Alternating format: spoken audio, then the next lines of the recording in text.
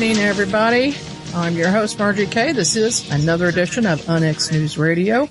My guest this evening is Richard Dolan. He's considered by many students of the UFO phenomenon to be the preeminent historian on the subject. He's the author of 2 volumes of history, UFOs and the National Security State, as well as an analysis of the future, AD, After Disclosure, The People's Guide to Life After Contact. He was born in Brooklyn, New York, and he studied at Alfred University and Oxford University. And Richard, I am wondering how a student of U.S. Cold War strategy, Soviet history and culture, and international diplomacy gets into the topic of UFOs. Hi, Margie. First, thanks for having me on your show. It's a real pleasure.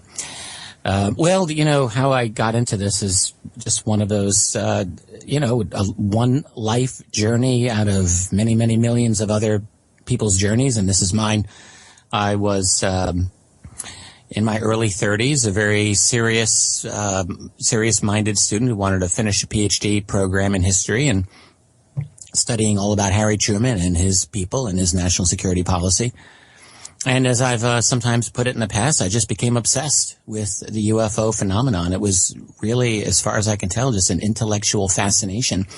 I came across Timothy Good's classic book, Above Top Secret, and I think that got me started. I believe I was 33 years old and couldn't put it down. And the reason I couldn't put it down was simply that he did a very fine job in including snippets about many of the people that I had studied in my academic life, except that he included them in a UFO-related context and showing that this was, in fact, something that was being taken quite seriously. And, of course, as anyone who's spent any time in the university world knows, UFOs, flying saucers, this is not something that is done in that world, at least not in a serious way. And I thought, I feel like I'm living in a schizophrenic kind of society. We've got official truth where this is just nonsense. But as I soon discovered, there was this thing I called unofficial truth, which was that there seemed to be a lot of prominent and intelligent and well-informed individuals within the national security apparatus who were taking it quite seriously. And I simply wanted to know why this discrepancy. That as simple as that. I wasn't out to solve the mystery. I wasn't out even to find out if I thought UFOs were even real or if aliens were real. I started out at the absolute ground zero, ultra-conservative position, which for me was simply to find out, is this part of our history that is American and world history? And, hey, if it's a legitimate part of our history, how come it's not been written about in the official history books? And that got me started.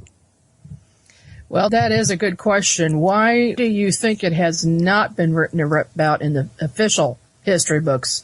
Right. Well, this was one of my very first questions as well. And it just shows my interest in this topic has never been strictly at the scientific question of let's understand this phenomenon, although that's part of it. It's always been political. And it's always been tied up in one way or another with this exact question of yours. Well, I think the short answer is that what we find is that the UFO phenomenon has had serious national security connections. And what you find, you know, in our in the last 50, 60 years, we had a relatively brief moment in which our Freedom of Information Act here in the U.S. was relatively useful for UFO research. That is during the Jimmy Carter years. Mm-hmm. To this day, more than half of the many thousands of documents that we have through Freedom of Information on UFOs have come from that 4-year period of time, if you can believe it, which is great for the Carter administration and really lousy for everyone else. And what we learned from those declassified documents is that there was a definite military component to the UFO phenomenon insofar as we discovered that there were a lot of engagements that the United States military and other militaries around the world have had with these things, tracking them on radar, trying to engage them, occasional attempts to intercept them, reports being filed, going right up the chain of command, right up with distribution to the White House and the director of the CIA and all of the top level places. And so with that going on, we have to assume when you look at these reports, you're dealing with objects of unknown origin with apparent incredible capabilities, being seen over sensitive installations, that is places where no one's supposed to be, like Los Alamos, like Oak Ridge Nuclear Facility, a lot of our atomic nuclear facilities, a lot of our Air Force and Army bases and naval installations would encounter these things. And no one would know what they were. So, you think about it.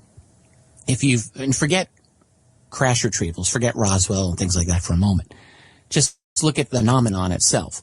If you've got objects of extreme capability like this that you can control and you really don't have the ability to deal with, how on earth are you supposed to tell the world about this? And particularly in the immediate post-World War II context, the whole world was lying flat on its back after this titanic struggle of the Second World War. And all people wanted to do is get back to some kind of normal life. You had millions of homeless and other people on the verge of starvation. And now you've got this. How do you tell this to the world in the context of an early Cold War? These are questions that had to be the most difficult ones to answer for the top level decision makers. And then factor in, which surely looks like is the case, that there were actual physical retrievals of these objects, of these crafts, of highly exotic technology. And we get these stories not through official documentation, but we do get them through an enormous number of leaks, I would say of very high quality for the most part, that describe this type of a process in detail. That is, we recovered technology. So if you have that, now it goes even further. You've got exotic technology. You certainly would not want to share that with the Soviet Union. You would not want necessarily the world to know about it right away. You need to study it. You need to find out what are the implications. And so it would require intense secrecy. It would require the development of a kind of a black budget so that you can't even let Congress know that you're studying this stuff and putting R&D money. So you've got this whole secrecy apparatus, and one of the key things therefore is you have to put the public to sleep, as it were, on this topic. You can't just let people dive in willy-nilly and investigate it. So you've got to put a kind of propaganda spin out there that this is all nonsense, it's all misidentification. And that's exactly what happened. So you get the ball rolling in the 40s and 50s. That includes the academic community. That includes the mainstream journalistic community, the political community. And for people who think that that's impossible to control, I think they need to get their heads out of the sand and get some education over the last couple of decades in what we have learned about how the journalistic community has been and can be manipulated and is to this day. Oh, yes. Same with, the whole thing, the academic, the same, political. So I think that's what's happened. You have what starts out as a very specifically oriented cover-up, but that then develops its own cultural momentum and its own power of its on itself. And now we're 60, 70 years really into this. And, I marvel when I ask myself, how do you undo this level of deception, this level of lying? And, well, that's another of those questions that can just engage us for hours, I think. Oh, sure. Everybody's speculated about disclosure, how it's going to happen, when it's going to happen. And it's all speculation because we really don't know what the tone of any president is in office, what's going to happen. A lot of people this time, though, before Obama was in office, really seemed to have some optimism about this administration being more forthcoming. And I'm not sure why they felt that way, but don't get me started. It never turns out. or maybe do get me started. I don't know. I remember when, of course, that whole transition occurred. And yes, there's always the optimism that the new guy is somehow different from the old guy. Mm-hmm. Actually, the real buildup to the Obama disclosure non-event, I remember, was toward the end of his first year. And there were people. There was Alfred Weber. There was David Wilcock, probably the two most prominent. There were others who said, yes, Obama's going to disclose toward the end of 2009. There were several alleged Obama disclosure dates. That's the one I remember best. And I said to people at the time, anyone who'd be willing to listen to me, I said, do not hold your breath. This is based on absolutely no evidence whatsoever. I never saw it as anything more than wish fulfillment, wishful thinking. And of course it hasn't happened. And it's not to say that it can never happen, that a president will never do it. I think that's an erroneous piece of logic, but there's certainly no motivation for these guys to disclose. I've often said it's a great paradox, disclosure, which is that it's impossible, but it's inevitable. And I probably said it so many times that people are like, yeah, there he goes again. But it is impossible in the sense that there's just no motivation, as I see, for those people who have this secret to give it up. There's just too much for them to lose. But the good news for the rest of us, good news if you believe in disclosure, is that they're only one part of the equation. There's other things going on in this world, and they don't control every single thing. We are ourselves as a society going through tremendous change. And we're seeing this battle for truth take place on multiple fronts right now, in terms of leaked documents, whistleblowers, and the like. We've been hearing about Edward Snowden. We've been hearing about, for him, Julian Assange, and many of the other people who are going out there telling the truth about this and that. So there's a battle, and that's not going to go away. That's only going to intensify, and where it ends up is really one of the great questions of our age. It does seem to be a snowball effect going on right now with truth coming out from all different angles. And so I'm hopeful too that something will come along these lines. Perhaps some big name, general or somebody will come forward and get public. Like you mentioned earlier, we've got the media blackout. I mean, I've experienced that here in Kansas City and doing UFO investigations. And when we had this huge flap in 2011-12 here, I was interviewed by a number of people, and then one of them I was interviewed 3 times and on site where he was a witness as well, and he was able to get this on one of the major channels 3 times, and it went to CNN even, and then nothing. He says, my higher ups said we got to cut it off. I said, enough said. Oh, exactly.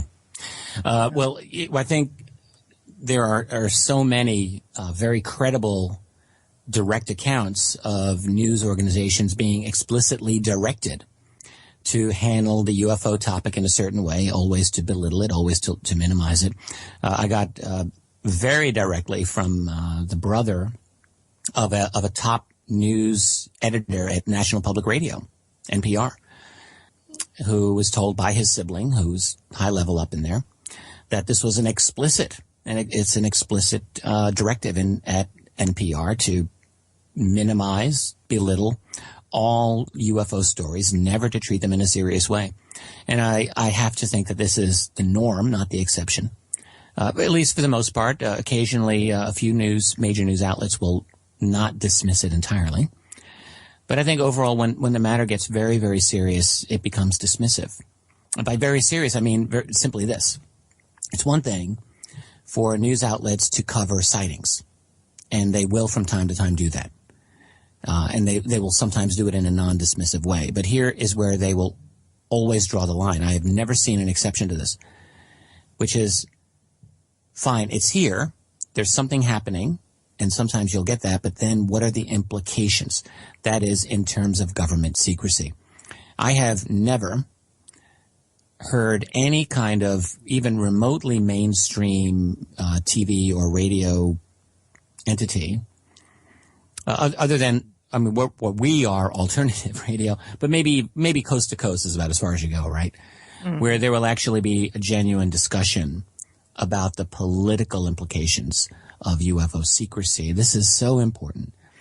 This is the secret that I think that will turn that whole apple cart over and start the mayhem once this is opened up. And it's not hard to see why there's a motivation to keep things on the down low. But again, the bottom line is that they can't keep it secret forever. I just personally believe that they can't do it. And I guess we'll have to see how that plays out. Exactly. And we can hope.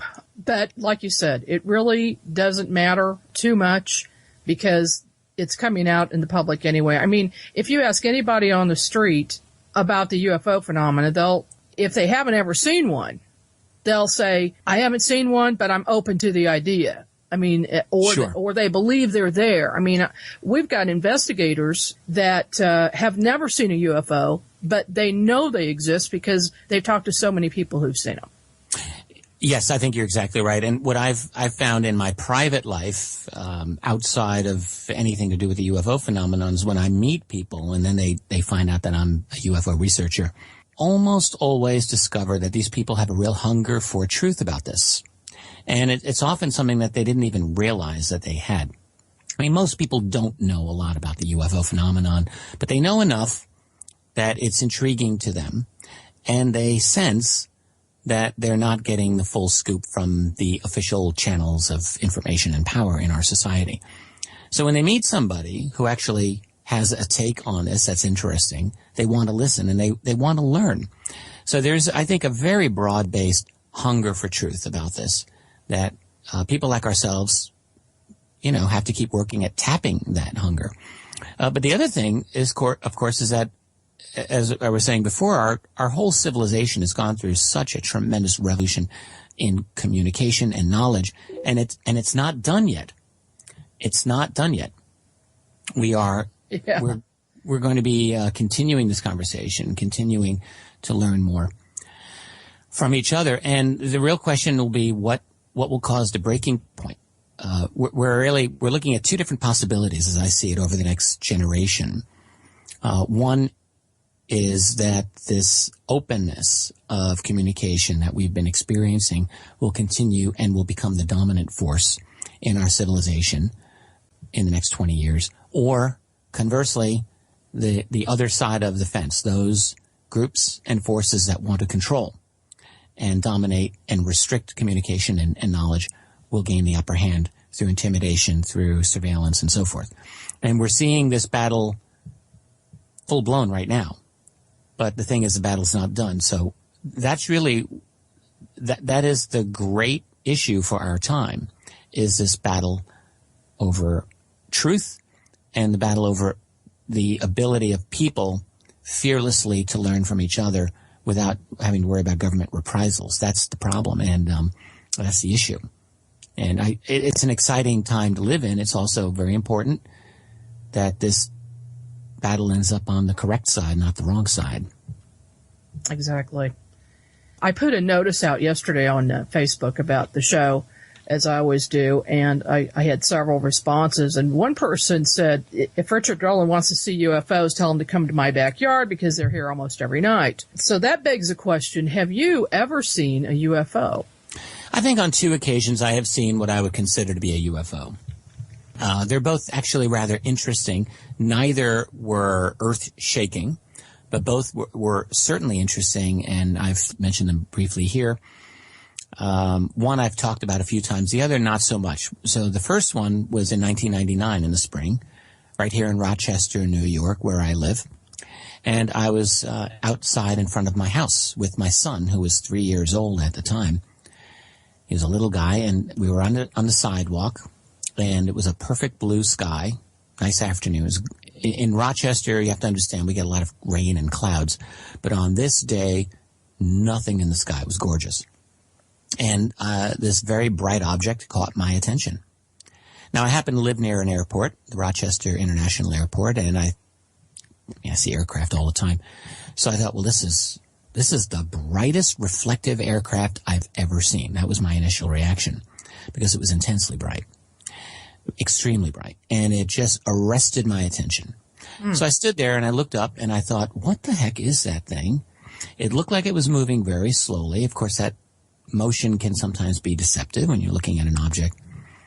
So I thought I was just going to look at it until I could make out a shape, because all I could see was a very bright light. So I'm standing there, and my poor son, who, he's a genius, but he was only 3 years old at the time, so he's looking at his dad standing like a statue, wondering, what's wrong with Daddy? Meanwhile, I'm looking at this, and I became absolutely just enchanted, or mesmerized, maybe might be the right word, by this thing. And I thought, you must not look away. If you look away, you'll never see it again. Which, as I've sometimes said before, makes no sense. It made no sense. Even if it had lost its reflection, where was it going to go? It would have been easy for me to see. But I had this idea, don't look away. And so I was staring at it, waiting to see it better, But my poor son was having a fit next to me trying to get my attention. So I thought, okay, I have to be a dad here for a second. So I knew I would have to face him. So I actually put my left arm out and I pointed at the object to hold its place in the sky. And literally for 1 second only, I turned to my son. And when I turned back, that thing was gone. Just gone. And I thought, come on, guys, really? What are you doing here to me? I spent the next 5 minutes looking everywhere for that thing, and it was just not to be found. So I really wondered if it was somehow like inside my head. Was that a little tap on my shoulder? Hello, Richard, you're about to finish your first book. Just thought we'd say hi. On another occasion, a number of years later, I was walking.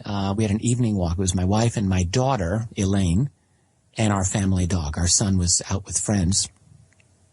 And Elaine was 8 years old at the time, so this would be 2000, almost 2000, the summer of 06.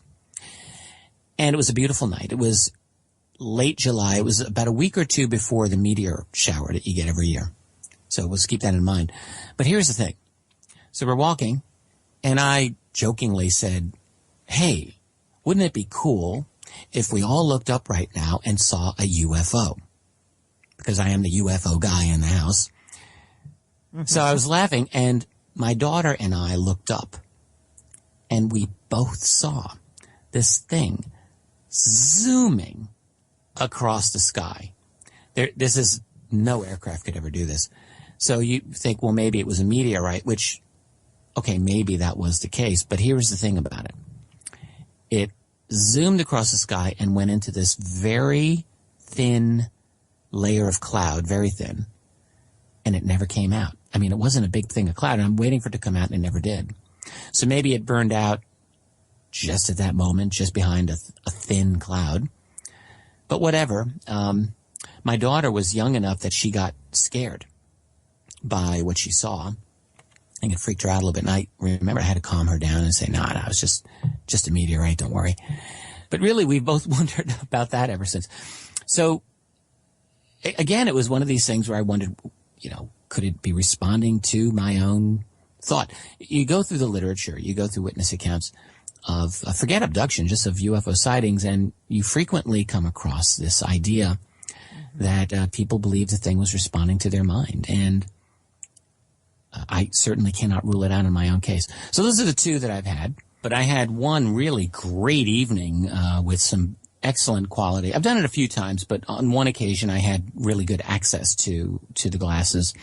This was about 5 years ago, actually, in, southwestern Illinois. I was doing a conference with my very good friend Sam Moranto out of Illinois MUFON. And we were near the town of Galena, if anyone knows where that is. So there was a sky watch, night watch being done. One person there had a couple of very good and expensive night vision glasses, binoculars. So I think about 10 of us, maybe 10 or 15 of us were out that night from 11 p.m. till about 1 a.m. So a good 2 solid hours I was out with a great group of people. And the visibility was good. It was a nice, clear night. And I'm thinking it was like August, late July, maybe early August. And my God, what shocked me, absolutely shocked me, was when you put the night vision on, the night sky looks like the New York State Thruway. It's just, traffic is unreal. I thought, you got to be kidding me. There are so many objects up there. And it's one thing to say, okay, these are satellites. A lot of them were your standard kind of slow-moving satellites, but a lot of them were very strange. A lot of very high-speed objects, very high-altitude, high-speed objects. A number of them pulsing. A number of them, all different directions. And I was shocked by the quantity. I would say in 2 hours, there were probably, more than 100 objects that you could only see with the night vision that would not have been visible with the naked eye. There was just, this is one little corner of the earth, southwestern Illinois. An awful lot going on there. I didn't see anything that like stopped and then took off. I mean, that did something that I really would have not been able to explain. But there were enough of these objects that made me think that there is the existence of what's called a trans-atmospheric vehicle, or TAV. This is one of these things that aerospace people have talked about for years. It's never been officially confirmed, but in other words, a craft that can go into the upper atmosphere or beyond and, you know, get you from New York to Tokyo in just a couple of hours, in other words, by going that high. And I, after that night, I really believe that that's a genuine possibility. There's a lot out there. There were some satellites that were just, I don't even know if they were satellites. There's one I'll never forget. It was this pulsing object that was going at a very good clip, and it just was pulsing, and it almost looked like it went off into space from my vantage point. It's hard for me to tell. But yeah, I mean, the bottom line is if you get decent night vision glasses and you spend some time outside, you're going to see a lot. There's certainly a lot going on. Oh, there certainly is.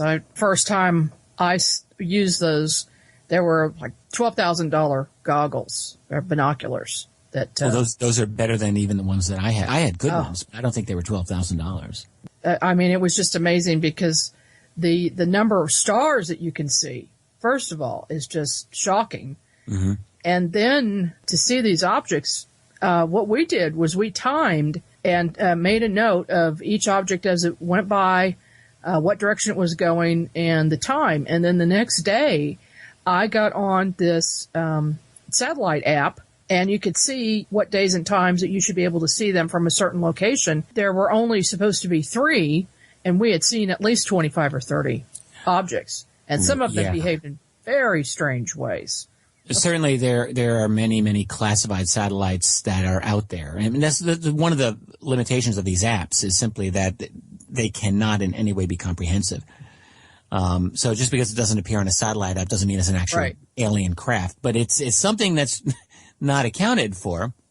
And in fact, now that I'm thinking of it, I don't think really it sunk in on me till just this moment. But that night, that was in the summer of 2008, I think that was just another link in the chain of, and when I was formulating this idea that I wrote about the following year of a breakaway civilization, because it really occurred to me that there is a substantial infrastructure that has got a tremendous, there's a lot of activity in Earth's upper atmosphere.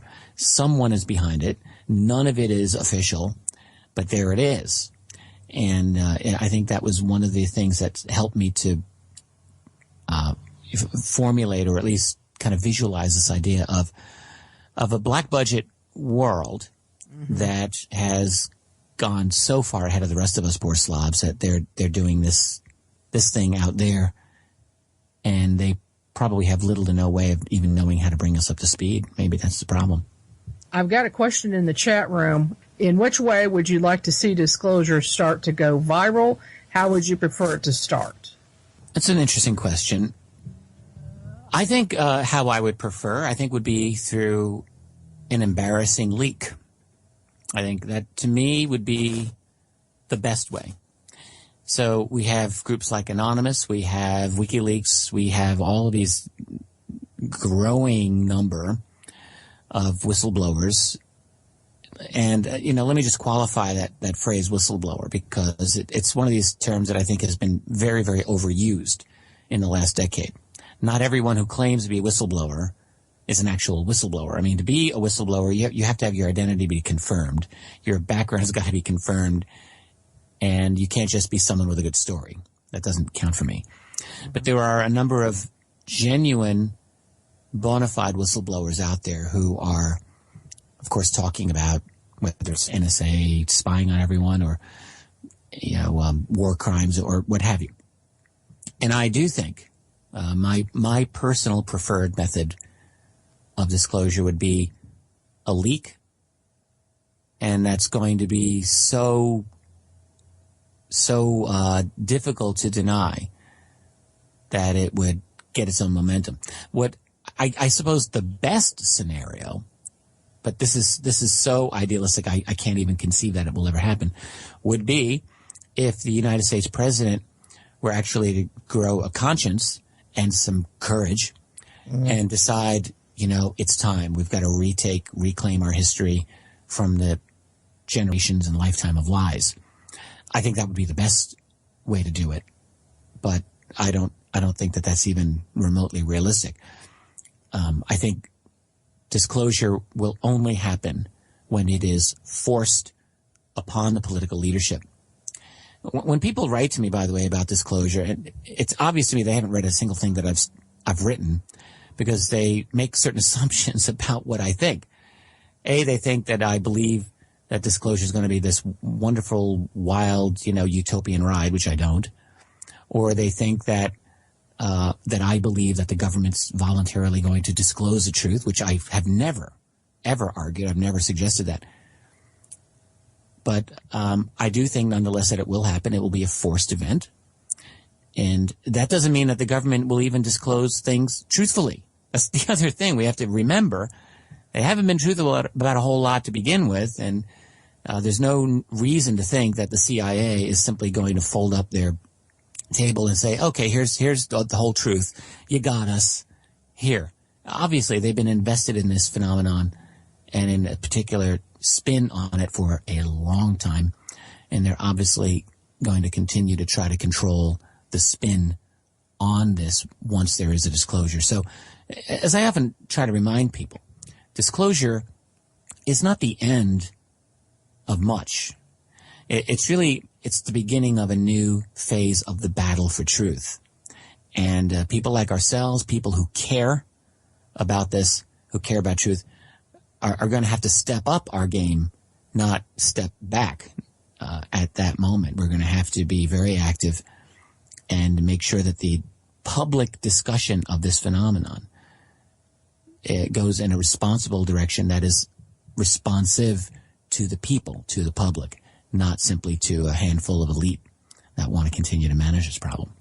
What do you think of the notion that the government or our military has super advanced technology, and who knows where they got it from, but whatever, and that many of these objects are being seen and then reported as a UFO, and they just go ahead and have that cover story that our technology is a UFO?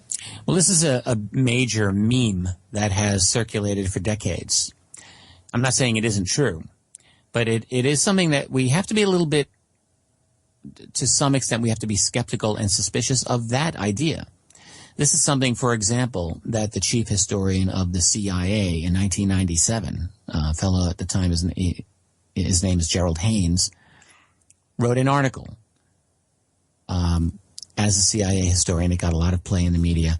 And that's basically what he said, which was, yeah, you got us. All of those UFO sightings that people were seeing in the 1950s and 60s, many of them, he said, were actually of the CIA's A-12 Oxcart program, which became the SR-71 Blackbird. And at one point in that article, he actually said more than 50% of all of those sightings were of that aircraft, and that's complete nonsense. Those craft, or the U-2 aircraft, he also brought into the argument. They fly at 80,000 feet and higher, and they go straight as a string. They don't hover. They don't maneuver.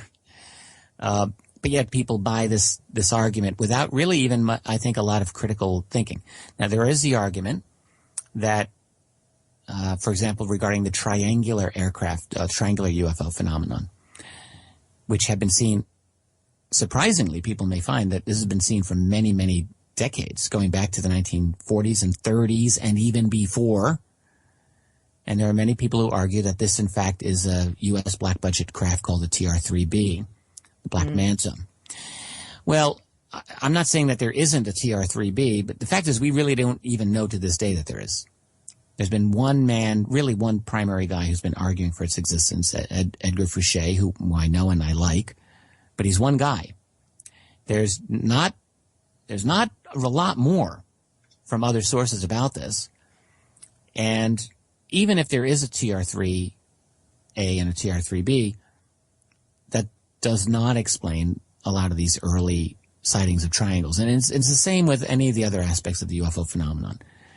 You know, there is a report, I remember studying out of Guam in 1947, summer of 47, U.S. military personnel who reported an object zigzagging, actually two objects, and they were coming in a zigzag toward their base, going into a cloud, coming back out the opposite direction, in other words, reversing course, and then taking off. I mean, what does that? Is this an experimental aircraft also? If we're going to put that argument out there, then we need to at least have a reasonable hypothesis. I was just reading an article recently, someone put on my Facebook wall today, as a matter of fact, regarding the famous Kenneth Arnold sighting of June of 1947, and arguing that what he saw was one of the successors to the famous Horton wing design of the Second World War, the HU-229. Now, I mean, look, I don't want to say that's impossible, but Arnold claimed to have seen about, I think, 9 of these. He did his own speed calculation, and his conservative estimate was that they were going at about 1,200 miles per hour. Now, I suppose you can discount that, and then you'd have to discount the fact that he said he saw 9, because how are there going to be 9 of these prototypes flying around? I mean, let's get real. And then where have they been since 1947? So has this technology literally been secret ever since? You know, something that can go that fast, and, you know, with those type of capabilities, it would have been handy in the Korean War, I suppose. It wasn't there, or Vietnam. So it's not that these are impossible, but the question that I ask is how long are you going to keep the technology? If it's U.S. military, how long are you going to keep it classified? Now, there is the idea, and I'm one of the main people who put this out. In fact, I created the term breakaway civilization, and I do think that there is a portion of the black budget community that has probably, nearly certainly, gotten kind of advanced runaway technology. So if you've recovered technology at Roswell, recovered it at Aztec, New Mexico, and all other places, so you've got this.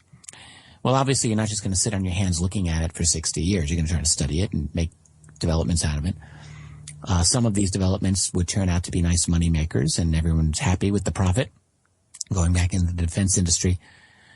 But some of these developments might be a little bit too good to share with even the formal military, like anti-gravity or some kind of radical propulsion, because if you've got that really could transform the world in unpredictable ways. So that might not get segued out into the rest of the world, but you would still want to study it. You'd still want to develop it. And you might secretly, quietly develop, hey, your own fleet of flying saucers. Why not? Certainly there have been many allegations that this, in fact, has been the case. It doesn't strike me as illogical. If you do that, then it has to remain very much on the down low. It's got to be quiet. And now you've got basically a portion of human civilization with, well, breakaway radical technology. That's a possibility. Wow. But the problem that we have is confirming it. I myself, I put the idea out there, but I cannot confirm it. To me, it's just a logical hypothesis, and unfortunately, nothing more. I don't have sufficient proof that it's the case. So, well, now you've given me a lot more to think about. I didn't need anything else to think about. Yeah, well, this has been one of my themes for the past couple of years. Has been I work a number of different themes, and that's one of them. I do think it's worth consideration. I actually have an article on my new spanking new flashy website, richarddolanpress.com. I have a lot of articles I've written over the years, and that's one of them. I have an article called "The Breakaway Civilization," and I would encourage people, if you're interested in that, to go read it, check it out. It's a nice formulation of my concept. I've written about it in a couple of books, but I wanted to have an article on the web for people to read too. Okay. In your research, Mr. Dolan, have you ever come across any connections between UFOs and Bigfoot? Yes and no. I I have to say I have never really spent enough time focusing solely on the Bigfoot or cryptid phenomenon. I do find it fascinating. And I will say that I've had some long conversations with dedicated Bigfoot researchers. I know a lot of these people at this point. They know me. We share information. I think among the cryptid research community, you get really a division, a major schism on exactly this issue. There are Bigfoot researchers who adamantly say that this is a biological creature, he's here, or they're here, and they're just elusive. Like the coelacanth was, for thousands, hundreds of millions of years. Maybe. You have a whole other strand of thought that connects it not simply with the UFO phenomenon, but as some kind of interdimensional entity. Mm-hmm. I don't really know where I stand on this issue, but I will say that my friend and colleague Stan Gordon, who has been based out of Western Pennsylvania since forever, he's done a tremendous amount of work on both of these phenomena for years, over 40 years each. Mm-hmm. He's into Bigfoot and he's into UFOs. Stan is of the opinion strongly that there is a connection. In fact, he has recently written a book that deals with 1 year only, 1973. Believe it or not, he's got a whole book on that 1 year. And in Western Pennsylvania, 1973 in Western PA, and he tracks Bigfoot and UFO cases, and it is his opinion that there is a connection, that there's somehow a relationship. Is that what it is? I wish I could have my own definitive opinion. I don't really have a definitive opinion on this yet. Maybe one day I'll develop something.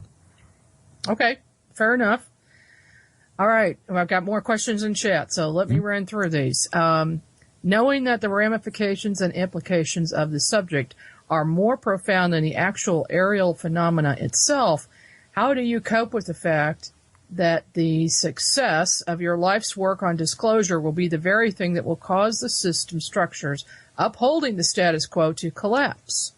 Well, it's a good question in a way, but the thing is, it's not like I'm hoping for one thing or another. I'm not a cheerleader.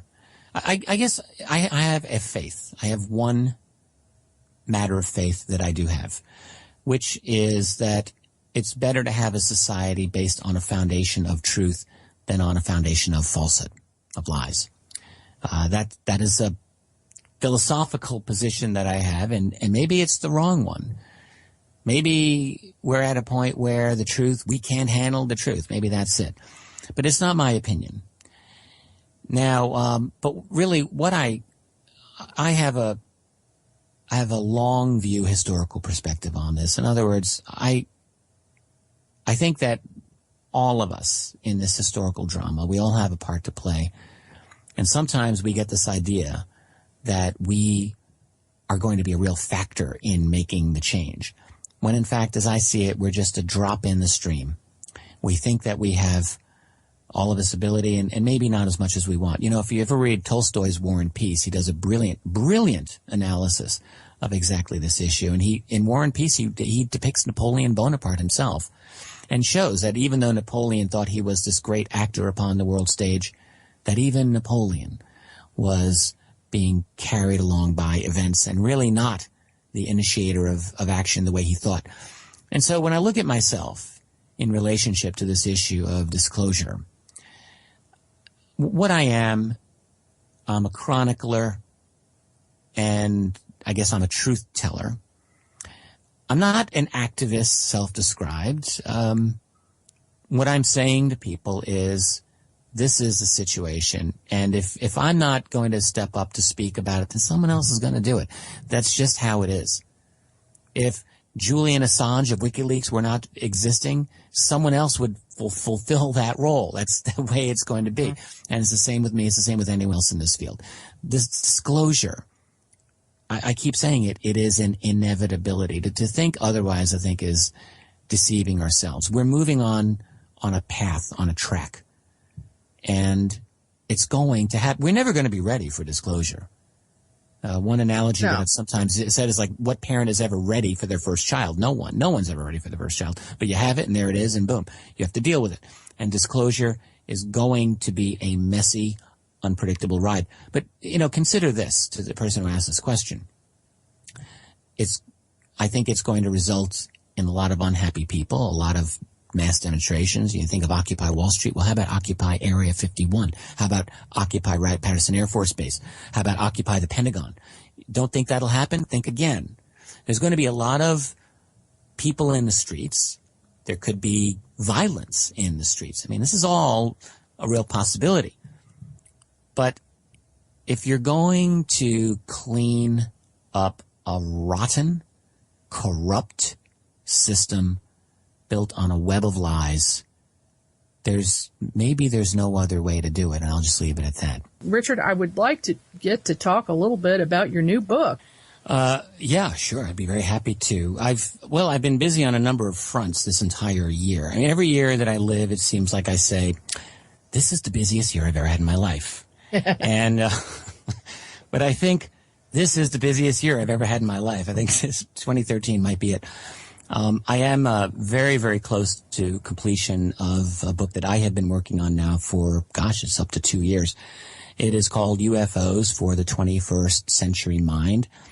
Think of it as a new introduction to the entire field. It's really my attempt at this stage in the game to give, something of my everything talk on what I think the entire field of UFOs is about. I think it's a fresh introduction, be about 300 pages or so. So like a manageable, digestible, but forward-thinking, I like to think, kind of overview of the entire phenomenon. So that's what I've had there, and it covers. I mean, I'm a historian. That's really my background. So it does cover a lot of the history of what I think are the important sightings. But it covers the politics, and not just the surface level politics, but the deep politics. It covers a philosophy, like a philosophical understanding of what the UFO phenomenon really is. How can we be critically minded in understanding UFO sightings in today's age of drones and of all kinds of other high-tech things that can be tricky to our analysis. An age of YouTube, an age of copy and paste journalism known as Facebook, Yeah. How do we sort all of this out?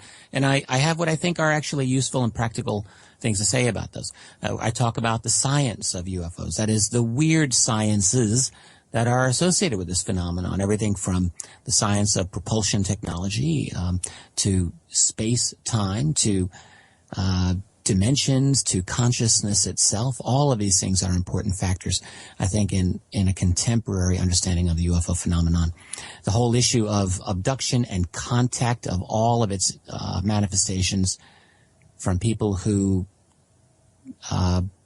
talk about or seem to have been actually physically taken to people who have had what they consider to be mental communications with other beings. And how do we make sense of these things? So all of these are part of my formulation of the topic, including a talk about the future. I mean, I wrote a book about disclosure, about the future, and I have that as a chapter, basically into the future. What do I see this whole field doing in the next generation or so? So that's it. And I think experienced students of the phenomenon might say, oh, well, that's interesting. But I think even they will get a new perspective out of it. And I think that people who are sort of coming to this field for the first time, I want this book to be something that engages them. I have a chapter on ancient aliens, the ancient UFO phenomenon as well, I should have mentioned, and my whole take on a lot of that. So if anyone's ever seen a couple of episodes of Ancient Aliens, I try to deal with that. I'm still working on that. I keep tweaking all of these chapters, but I want to make them as perfect as I can before it comes out. So that book, I think, will be out in about a month. That's UFOs for the 21st Century Mind. I do have a publishing company. I've recently renamed it. It was, for many years, Keyhole Publishing. It's now called Richard Dolan Press. And I've been very, very active with Richard Dolan Press this year. Earlier this year, I published a fantastic book by the Canadian researcher Grant Cameron, co-authored with Scott Crane, who lives in Pennsylvania. That's a very fine book called UFOs, Area 51, and Government Informants. That's on the website, richarddolanpress.com. You can check it out. I just recently, in the last month, published 2 books. I'm really excited about both of these. I think they're both fabulous books. One is by up till now little-known researcher named David Marler. A lot of serious researchers knew David. I knew him. But I think a lot of folks did not know much about him. And he wrote the first ever book-length treatment of triangular UFOs. And the book is called Triangular UFOs, An Estimate of the Situation. It's a great book, beautifully illustrated. And David is one of these people who's had one of the best personal libraries, and in particular, libraries of newspaper clippings that you'll find anywhere in the country. And he used it extensively in putting this book together on triangular UFO phenomenon. And it's just wonderful. Absolutely the authoritative treatment of the subject so far. Wow. That sounds good.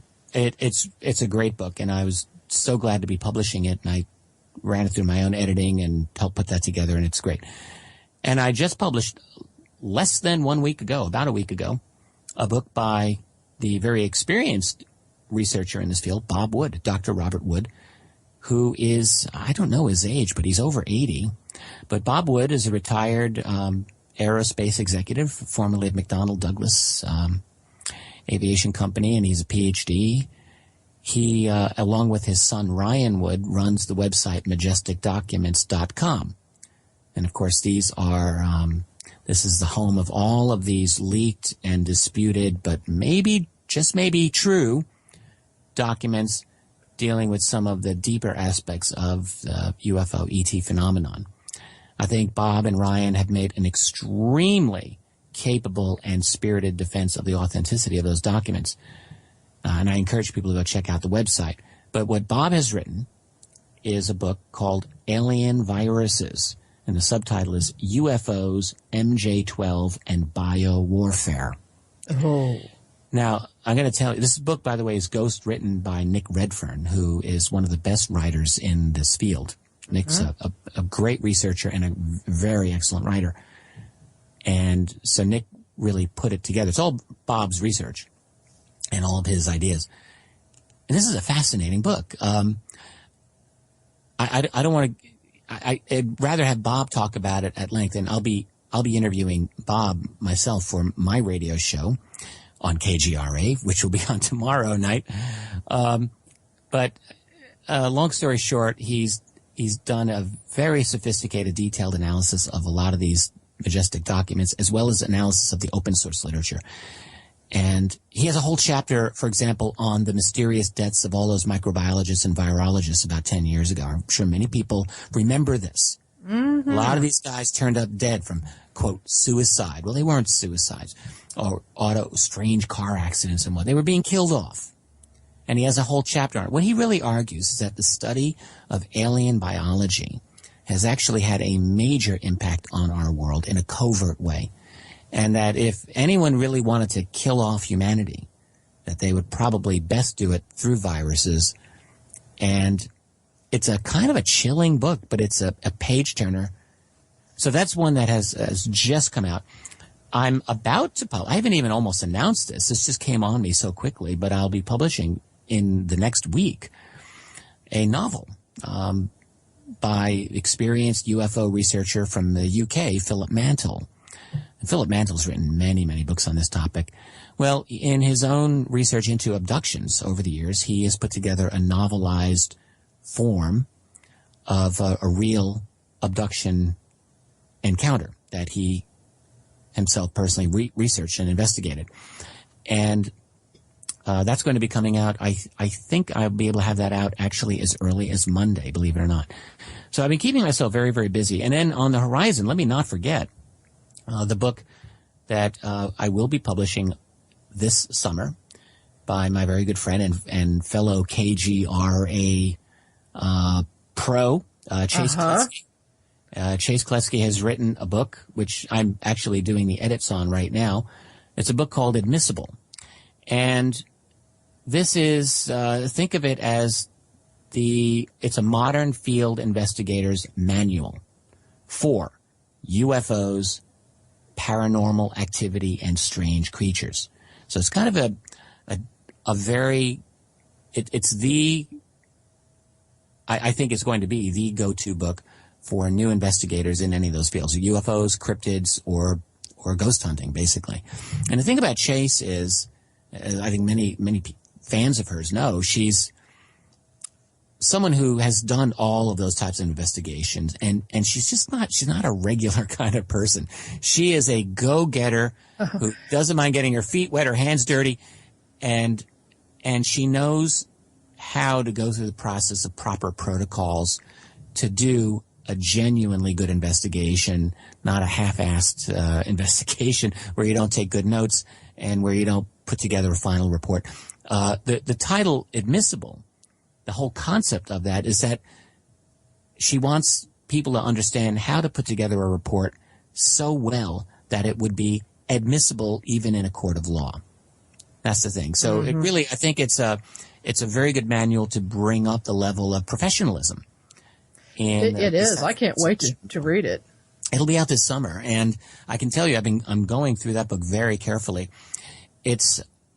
She really has thought this through. And my contribution, I'm having a more and more active contribution in this book than I had initially envisioned. But I want this book to sparkle. That's what I said to Chase, and she's very excited about that. So I've got my hands in this book, and I'm excited about it. I think it's got great potential. So this is really where I'm going these days. I'm doing my own work, my own writing, which will never ever stop. That'll keep me going till the day I die. But I'm also very much engaged in publishing works by other good authors, people who really have something to contribute, something to say. And I'm very flattered, honestly, by the fact that many of them are coming to me of their own initiative. They want to work with me. And I think what's happened is that this publishing company of mine, Richard Dolan Press, is getting some a little bit of gravity to it. It's kind of getting some momentum, and I'm very happy that there are people who want to be part of this team, I guess. Well, with your books and these great books from other people, I can't see anything other than success for you as far as that's concerned. Well, thank you. I hope so. I've been working a long time in this field for, really just hacking away. I don't want to say hacking, but just off into the jungle of research. And I'm seeing now a point where things are really opening up. And I love the fact that I can work with so many really exceptional people and helping them get their work out. That's a very satisfying thing I've found. Well, this seems like the next, the logical next step. I hope so. There's a book here that really caught my eye, The Dark Side of Cupid by Eve Lorgan. Yes, indeed. I published that book by Eve about a little over a year ago. It's a very interesting book, very, very interesting. And what Eve is the author of a previous book, called The Love Bite, and is subtitled, I think, Alien Interference in Human Love Affairs.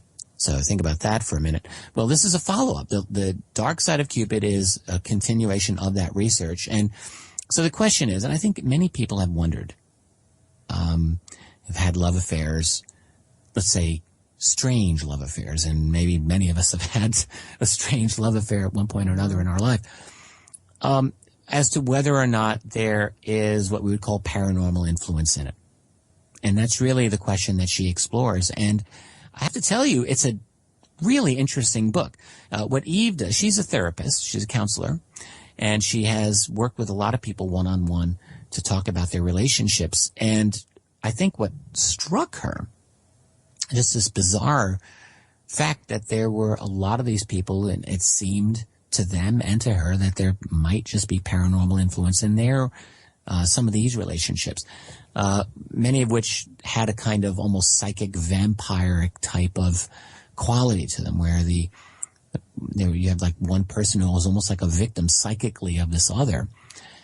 And so there's a lot of interesting relationships that she depicts in that book. It's a fascinating story of one messed up relationship after another, but you can't just look at it as messed up people, because what you see is that there are truly bizarre elements to some of this.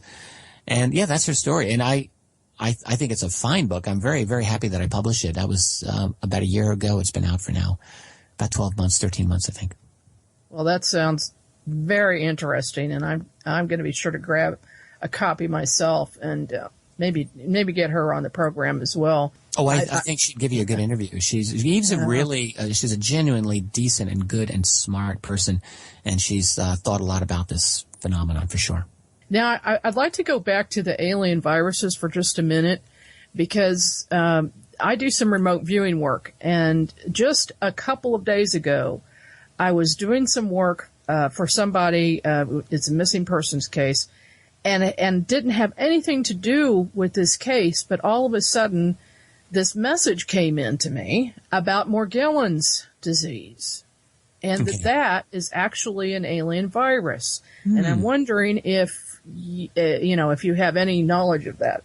Well, I got to check the index of the book to see if Morgellons is in it. I created that index, but I'm not remembering off the top of my head if he has it in. Not sure. And it would take me too long to go through this now to find it. That's not a problem. It's just something that popped into my head. Right. While you were going through this. Keep it in mind though, because the book is now out, and I'm sure there'll be opportunities to look into this. I wish I could answer that definitively for you. I don't think so. I don't think he has Morgellons in there. He talks a lot about AIDS, the HIV virus. He talks quite a bit about a number of other viruses. In fact, designer viruses out of laboratories designed against certain types of people. Isn't that a nice thought? And I think that's how he certainly ties it into the Majestic documents, and he ties it in, as I was saying earlier, to the deaths of these microbiologists. These would be the top people in the world who would be able to develop vaccines against some of these nasty viruses. I remember when that was happening about a decade ago. It was a very creepy phenomenon. It went for a number of years, and all we were able to do is speculate. Well, if they're killing off the top microbiologists and virologists in the world, are they, whoever they are, planning some kind of nasty disease for the rest of us? And this is really something that Bob asks quite seriously in a very sophisticated way. That's a very scary thought, but certainly conceivable. Yeah. Now, if people want to get a hold of your books, your website is richarddolanpress.com. Mm-hmm. For that, do you have any other websites? Not really. I have the old Keyhole Publishing, but I think I've had that as on a redirect, or at least it's supposed to be on a redirect. So let's find out. I'm actually typing it in. No, I typed it in and it's not. So it's still up. Well, I'll have to talk to the EIC is calling already. Well, I want that so that it's redirecting, because I'm really not doing anything with that site anymore. Okay. And I'm just going to have people go. So richarddolanpress.com is where you want to go. That's got all the up-to-date stuff that I've amassed over the years. And that site I'm going to continue to work. I finally got some training in WordPress from the two people who designed this site. I want to be able to update it and manage it myself over the years. That's doable with WordPress. I really love it. And they did a great job. It looks fantastic. I'm so happy. Yeah, I'm so happy with it. I used to run my own site for years. And, back in the previous decade, you could kind of get away with that. I used Dreamweaver, and it was an okay site. At times, it was a pretty good site for its time, but the needs are so much more sophisticated now, and there's only so many things that I can keep on top of, Yeah. There comes a point when you realize you can't do everything. No, don't have time for it. Not a chance. So, when you really want something done right, you got to go to the people who know what they're doing. Well, they sure did. Richard, I want to thank you so much for being on the show with me today. This has just been fantastic talking to you. Oh, it's been a delight. I've never been on your show before, Margie, and I love it, and I'd be very happy to come back anytime. Well, I would love you to come back. Thank you so much. Thank you, and have a good night. You too. And thank you to our listeners. This is Onyx News Radio. I'm your host, Margie Kay. Visit my website at margiekay.com. That's margiekay.com. We'll see you next time.